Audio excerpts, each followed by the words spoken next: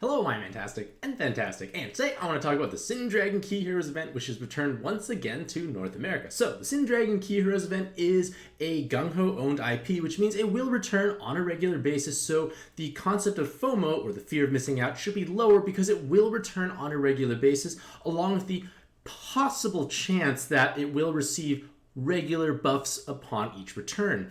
Unfortunately, this time around, it is a terribly underwhelming event. I strongly encourage you, ladies and gentlemen, not to roll here. Even though it looks like there are decent raids, I gave it a nice big red X. Because even though it's a 30.5% chance to get any of the actual event cards, and then 10.5% for Godfist exclusives, you might think, wow, 41% chance to get something good, maybe a pretty good time to roll. But the problem is, the actual event cards are pretty bad overall. It's kind of like Spain without the S. It's a lot of pain, and while the 7-star cards do have value, it's really just not justifiable enough at a 1% chance for each of them. You can't monster exchange, and I would advise players to just not roll, ignore, pretend it didn't exist, do your free rolls if they are relevant, and just hopefully wait for a future rerun where they become a bit more relevant. But with that being said, I still will at least talk about the cards briefly to give you a bit of an idea of why these cards are not so magical overall, along with the fact that, I'm just not gonna kind of ignore it. So, first things first, we have Gillian, and Gillian is kind of an oddball when I think about it. He is a transforming card with 4/10 combos, so it's excessive when you think about it, but in Super Gravity Dungeons, there is some merits to having excessive amounts of damage. Drawback is, he still has this Guard Break Awakening, which makes absolutely no sense when he makes Fire, Hearts, and Jammers. It's like you have 8 Awakenings, not 9. Kind of a sad letdown overall. The active skill is still a 3-turn cooldown with an RCV buff, a movement time buff, 2 times attack buff for the card itself, along with that board changer of Fire, Hearts, and Jammers. It could work, but I just feel like their weapon assists are much more exciting overall. And this weapon assist I find myself using on a regular basis because it's got a skill boost, 2 enhanced fire orbs, double team HP, and a 7 combo. Just from an Awakenings point of view, those are pretty spectacular overall. It's bulk, it's passive damage, which helps you or helps negate the negative orbs that can be found in newer dungeons, and doubling the damage for the owning card. Along with the fact that the active skill is a full cleric style active skill, so it's probably going to be helpful at some point in time. I have Gillian, I made him into a weapon assist. I'm not really going to look back at this point in time. I think it's quite potent overall. Their other weapon assist is much more niche. I rather have the double team HPs, but you could make some possible arguments that the Dragon Killer and the enhanced fire combo with the double damage might be meaningful. Maybe. The active skill is also kind of a universal buffer of RCV, attack buff for the card itself, and a movement time buff with that board changer of Fire, Hearts, and Jammers. But for the most part, I really just look at their Grimoire of Flame.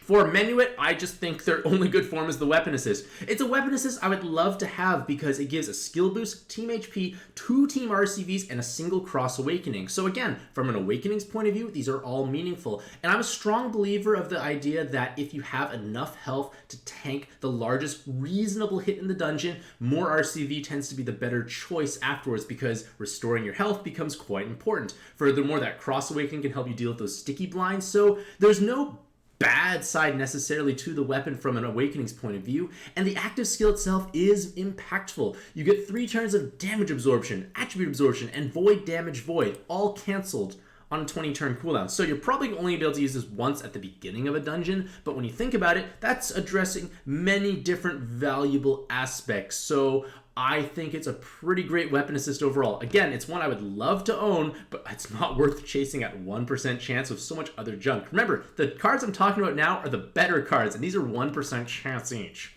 Triss has the capacity to function as a unique leader when you think about it because they've got 16 times effective health, so we know that's enough. It's got auto follow attack, and the bonus combos are kind of offset by the idea that they're going to be using combo orb awakenings because they have a fixed 12 seconds movement time, and you need to match 10 connected water orbs, exactly 10. So you don't get to blob, unfortunately, but you will proc all the combo orbs. So what you would do is actually with their active skill on a 2-turn cooldown, you make a column of water orbs here, a column of water orbs there. On 6x5, that's 10 water orbs. Whoop, make it like a row and a stick up. You've got 10 water orbs, you get the row proc, you get the bonus combos, assuming 2 Trisses, that's 4 combo orbs being triggered. Maybe you have more on your team, maybe not. But point of the matter is, it's going to be a large number of combos, large amounts of damage, because you can stack rows. Just populate your team with a bunch of 10 combo awakening cards. I feel like Wang Yi from Kingdom is a great choice because you get Void, Damage Void, because I would not want to VDP and make 10 water orbs at the same time.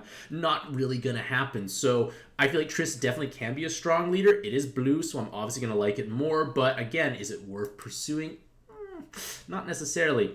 Their weapon assist is a combo orb, skill boost, and an enhanced Heart Orb Awakening, so respectable awakenings overall. Active skill is 2 turns of haste and 20 turns of enhanced orbs more likely to appear. That is actually quite unique because when you think about it, that will help counteract negative orbs. It's a strong amount of passive damage overall or more healing. So again, Triss is a nice card, but not necessarily worth pursuing.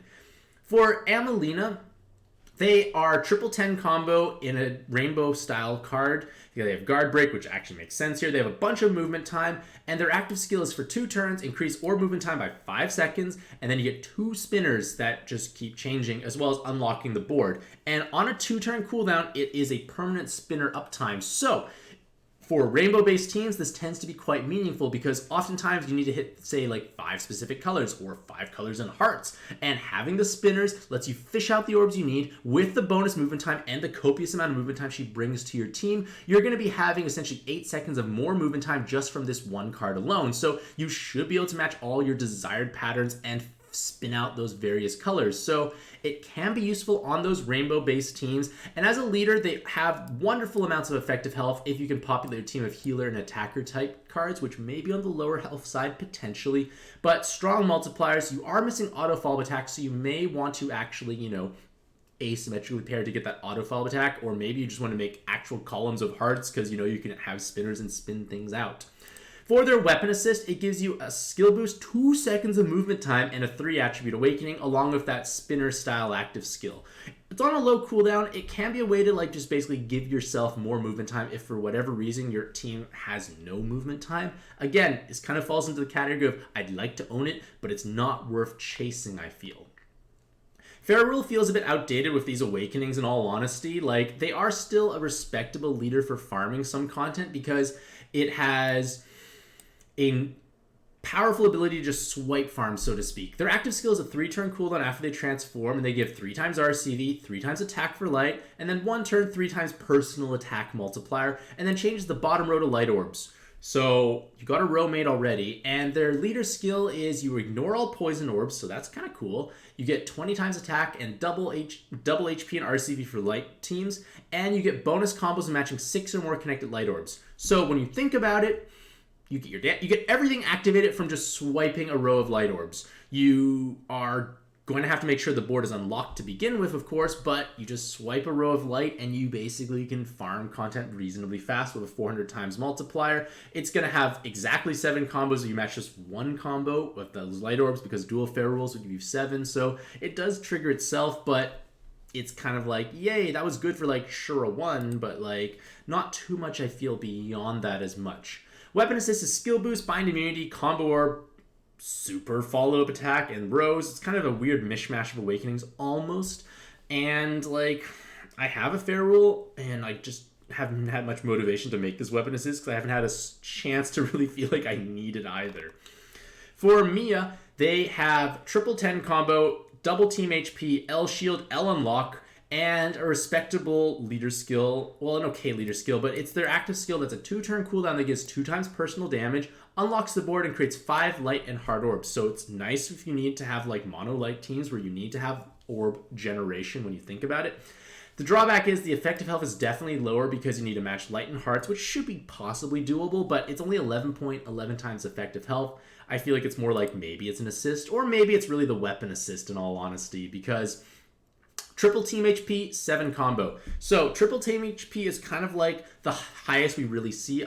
There are some 4 team HP cards out there, but they come with other negative downsides. So it's really 3 team HPs is kind of the benchmark for kind of highest at this point in time. And a 7 combo doubles your damage, so it's never going to be bad from an Awakenings point of view. The active skill, if it does overcharge, gives you 2 turns of 75% damage reduction, which should keep you alive from whatever is swinging whatever's trying to hit you, you're probably going to live from, in all honesty. You unlock the board and get the whole board to light and hard orbs. Again, nice to have.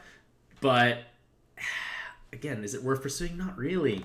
Yukes is kind of Yuki in all honesty. Like, they used to be, again, a good kind of easy, mindless farming leader for Shura 1. And, like, it still could, obviously, but, like, I feel like there are just better ways to, like, juggle your health. And, like, it's juggling your health takes a bit of brain power. We have easier stuff nowadays. The weapon assist, I kind of feel like, is where it's at. It's got a skill boost, bind immunity, attack while below 50%, so that's 2.2 times personal damage for the owning card, 2 dark rows, and an active skill that cuts your own health, so it triggers the offensive awakening, and creates the bottom row to darks, and then 2 turns of damage and attribute absorption cancellation. So it's a nice spread of awakenings with a useful active skill. I do have Yukes, and I did make it into weapon assist. I use it like once in a while. Like, again, nice to have, but I feel like there's so many other options available. And those are all the 7 stars, which in all honesty are really the big chases. I feel like Gillian, Menuet are like the big useful weapon assists in my opinion. Like, those are the ones I would like to have. I would like to have Triss because I do like water cards, Mia perhaps as well. And then like the 6-star cards, it's kind of like I feel like they're going to be mostly weapons except for Sloth. Envy has, I guess Envy's form could be possibly good. It's got a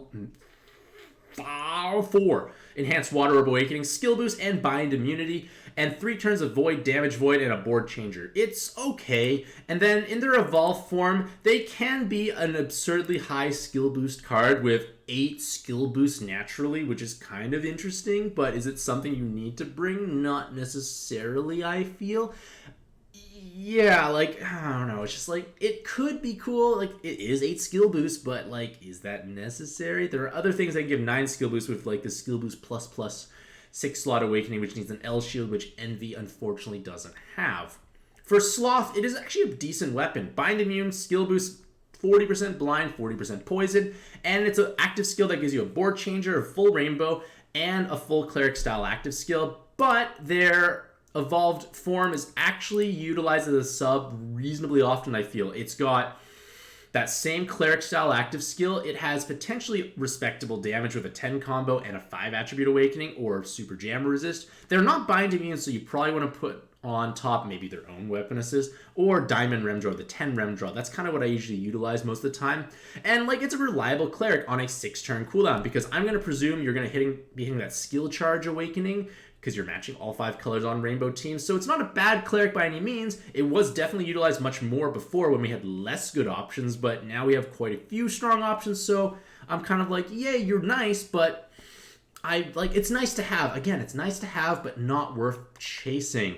Greed, their weapon assist is a 2-turn haste with 1 turn of damage and attribute absorption cancellation. Not bad at all. Their evolved form is triple dungeon boost awakening, and that is still reasonably rare. There are not too many cards with triple dungeon boost awakening, so it automatically makes Greed more useful, but the drawback or problem is it's a 14-turn cooldown, and usually you want to inherit buttons over top of it for those like novice or intermediate dungeon farming, so it may make it a little bit harder just because the cooldown is on the longer side.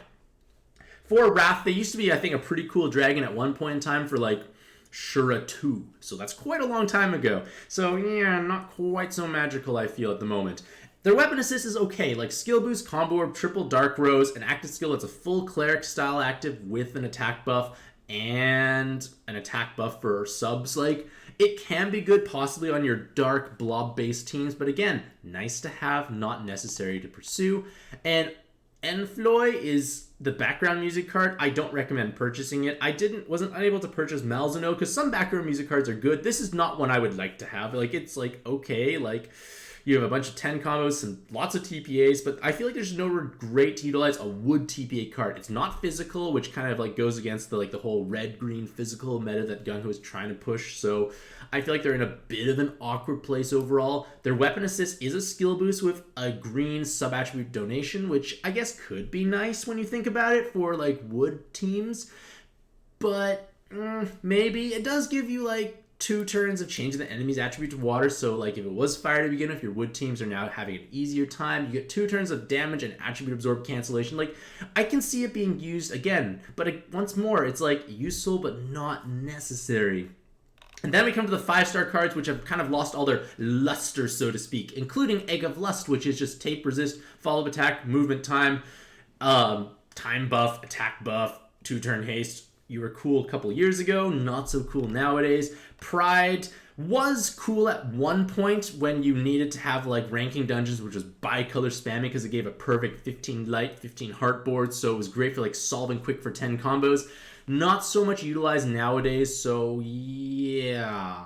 And then Gluttony. I still use Gluttony only on my Training Arena 3 teams because when I use Lu Bu, I have the attack while below 50%. You get those 2 enhanced Dark Orbs. Yay, it's more damage, it's on color, it was inexpensive and accessible because I did roll this event somewhat modestly in the past, but there's no need to nowadays. Like, I know it exists, I'm gonna skip it. And the biggest sin that was committed in the Sin Dragon Key Heroes event is the fact that basically all the cards are underwhelming, or at the very best, useful, nice to have outside of maybe Gillian and Menuet, who I feel like are pretty great weapon assists, but like 1% chance, can't monster exchange, quite painful overall. So, with that being said, let me know what you, ladies and gentlemen, think about this event in the comment section down below. Do you think this is actually a good event to pull in, or did you just skip it entirely and hope that the next rerun is much more impactful?